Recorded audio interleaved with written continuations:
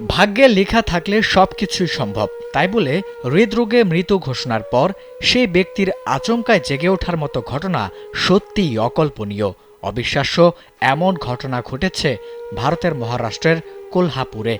সম্প্রতি এমন একটি খবর প্রকাশ করেছে টাইমস অফ ইন্ডিয়া। জানা গেছে, মৃত্যুর কোল থেকে ফিরে আসা ব্যক্তিটির নাম পান্ডুরাং উল্পে, বয়স ৬৫ বছর।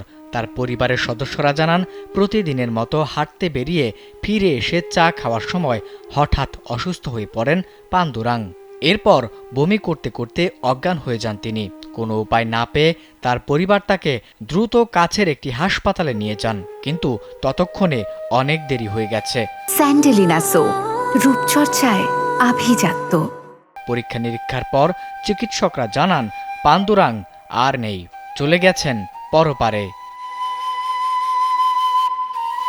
চিকিৎসকের এমন ঘোষণায় শোকের রোল পড়ে যায় পান্ডুরাংয়ের বাড়িতে। তার মৃত্যুর সংবাদে দূর দূরান্তের আত্মীয় স্বজনও জড়ো হতে শুরু করেন সেখানে। শোকাবহ পরিবেশে পান্ডুরাংকে শ্মশান ঘাটে নেওয়ার প্রস্তুতিও শুরু করা হয়। এদিকে মৃত ঘোষণার পর পান্ডুরাংয়ের মরদেহ নিয়ে অ্যাম্বুলেন্সে বাড়িতে ফেরার ব্যবস্থা করা হয়। কিছু দূর যাওয়ার পর একটি স্পিড ব্রেকারে অ্যাম্বুলেন্সটি সজোরে ধাক্কা খেতেই ঘটে অভাবনীয় ম্যাজিক। পরিবারের সদস্যরা তখন লক্ষ্য করেন বৃদ্ধের হাতের আঙুল নড়ছে। সঙ্গে সঙ্গেই গাড়ি ঘুরিয়ে পান্ডুরাংকে আরেক হাসপাতালে নিয়ে যান তার পরিবারের সদস্যরা। হার্টের চিকিৎসায় দ্রুত করা হয় অস্ত্রোপচার। এরপর ২ সপ্তাহের চিকিৎসায় সম্পূর্ণ সুস্থ হয়ে যান পান্ডুরাং।